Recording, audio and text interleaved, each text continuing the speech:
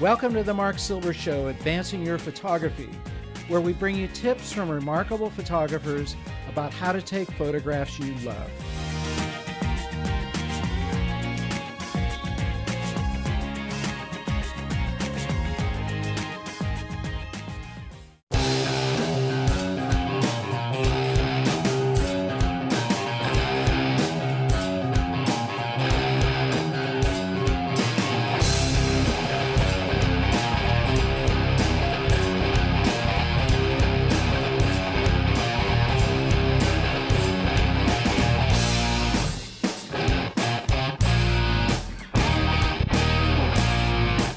We're here in San Francisco with our friend Chase Jarvis again, a world-renowned photographer with a boatload of awards and a brand new book, which we're going to talk to him about.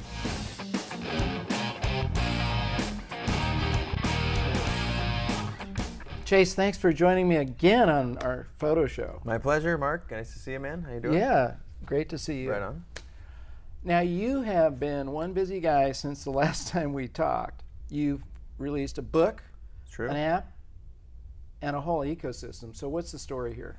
I guess the short version is that when the iPhone first came out a couple of years ago, I started taking pictures with it right away, and I used that as my visual journal. Yeah. You know, or what is it, like painters, they have sketchbooks, and writers have notepads, and the iPhone really became that for me. I was just always snapping pictures of things that inspired me and things that caught my eye, and I used that information, that visual journal, to then kind of, I guess, play a role in my professional work and my both commercial and fine art stuff. And then I started realizing that, wow, I was having a lot of fun taking pictures. I had this kind of a renewed sense of innocence about photography, and at some point I looked around and I had, well, 12 or 15,000 pictures, and I thought 12 or 15,000. Yeah. Okay. I'm busy with this You're thing. snapping. I'm telling you, yeah. And I thought, wouldn't it be interesting to publish a book of just these, 3 megapixel pictures to kind of make a statement to the world, like, hey, look, it's really not about resolution and not about dynamic range. It's about little moments and seeing differently. Right. And not a lot of artists really turn their visual journals inside out. Usually those aren't published until long after people are dead, and I thought it could be an interesting topic. And lo and behold, we kicked the book out, and it's been ripping off the shelves. And there's a twist to that, which in the process of shooting with the iPhone so much, and in the process of Apple allowing us to have these apps that people can develop now, I started finding the limitations of the apps that were out there. I used all of them, and some of them a ton, and realized, wow, wouldn't it be cool to actually create my own? Because I was sharing them every day, these pictures on Facebook and Twitter, through kind of a daily iPhone picture, Yeah. and I was using 5 and 6 and sometimes 7 different photo applications to get the looks that I wanted and to be able to share them. And so through the process of taking the pictures and creating this visual journal, I dreamed up what would be the ultimate iPhone app for me. So I found a development partner in Ubermind, and lo and behold, we had an app. And then I said, wow, what about a unique new place to share all these pictures that were being created on the iPhone? So we created a site at thebestcamera.com, and that kind of buttoned up the ecosystem. The last interview, you were talking about your marquee point of photography is turning that image on its head. Sure. So what are some practical steps that a viewer could use in terms of doing that in their own work? Okay. I'm going to talk about kind of flipping on its head in 2 categories. There's the literal flipping on its head and the literal composition. And in that case, I have a kind of a signature style, which is very kind of, it's one of 2 things. It's either very, very bold and in your face, or there's a lot of negative space. So compositionally, in the classic sense, I try and drive towards those 2 things. And then there's the conceptual composition, which is an individual's unique viewpoint. And a lot of people, I think, spend time chasing something that other folks are doing out there, like, oh, I want my pictures to look like this or like that. And I think there's a certain part of that that's good when you're trying to learn, because you're imitating, and that's a form of kind of studying. But when you're really trying to develop your own personal vision or creating pictures that only you can take, people need to look inside, because that's the way they're going to differentiate their images from someone else's. What life experiences do you have that really can set your pictures apart? What kind of pictures can you take that nobody else in the world can? Here's a straight-on question about equipment. What's the best camera to have? I would advocate, that's the perfect lead-in question, by the way, I would advocate that the best camera is the one that's with you. And that is the title of the book, this one here. Yeah.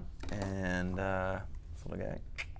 And what I mean by that is that if I've got my Nikon D3X hanging around my neck, that's great. That's the best camera, because it's, you know, it's one that's with me, and it can You're take, shooting with yeah, it can take beautiful pictures. Yeah. But the reality is that we don't all live our lives with our Nikon D3Xs hanging around our neck. But one of the things that I noticed in my, you know, my kind of studying of the world around me was that I always did actually have a camera with me. It was in my cell phone. And, you know, I've said before, for me it's the iPhone, and I'm not saying that for the folks at home it would be anything different, but it could be a Samsung, Windows Mobile, a BlackBerry, whatever it is, that it's fascinating to me that in our modern culture almost everyone has a camera with them at all times. And normally the barrier to any kind of mass cultural movement is there's a big hurdle to entry. You have to get people to do X and jump over Y. And one of the things that occurred to me is like, wait a minute, like there's just a revolution waiting to happen right here, because everybody already has the camera on. They don't even know it. It happens to be their cell phone. So what if we can get people to take that thing out of their pocket and use it? And it doesn't matter if it's 2 megapixels, 3.2 megapixels, or 10 megapixels.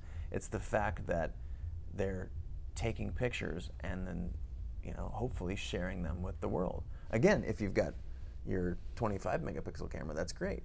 But most of the time we have our 3 megapixel camera, so let's use those. So that's the inspiration behind the book. Yeah, that's the inspiration behind the kind of the whole concept of the best camera is the one that's with you. You know, for me, it resulted in a book, and the book, you know, as I've mentioned to you before, is really about, I want people to pick that thing up and say, wow, there's some amazing pictures in here, but there's also some snapshots. There's these little wonderful little moments. And if people are like, well, wait a minute, Jason's a professional photographer, he's been blah, blah, blah, blah, master, blah, blah, blah, but I could take that picture, I would say, exactly. Right.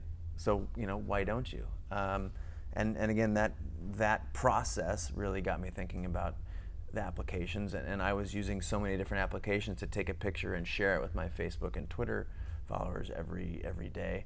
It's like I wanted to bundle all that into one application. So the application Best Camera, which you can get at iTunes, is I think the easiest one out there going, where you can take a picture, apply some cool effects, and again, my 63-year-old mother can just jam through this thing, but so can my hardcore commercial photographer buddies. They can make something really advanced and interesting in their own right, and then hit share and share it to Facebook, Twitter, you know, via email at the touch of a button. And we're listening to the folks out there for feedback on Best Camera. We want to make it, we're not in this is not a short-term thing. I'm in it to make an impression in a long-term capacity, and we want feedback. So hopefully we can continue that dialogue with the world and make it a more interesting place photographically. So we've got some synergy here, because my mission with the show is to bring viewers in contact with many photographers. Great. So they get inside their world, and you're making it accessible to get those shots. Hey, my pleasure. We're going in the same direction. Agreed, and I value and appreciate what you're doing for the community. Thanks, Chase. My pleasure, man. Okay, thanks for joining us again, letting us take another look at your world. My pleasure. Subscribe to our blog, where we'll give you tips and updates on the show, along with other cool stuff. Also, check out Chase's blog, chasejarvis.com/blog. Tune in to our next episode, where we get another look at a photographer's world. Until then, this is Marc Silber reminding you to get out and capture your own images of life. Be sure to subscribe to our blog now to stay updated on my show, and we'll give you tips and insight to keep advancing your photography. Also, check out our guests' website for a closer look at their work. Tune in to our next episode of Advancing Your Photography for an inside look at another photographer's world.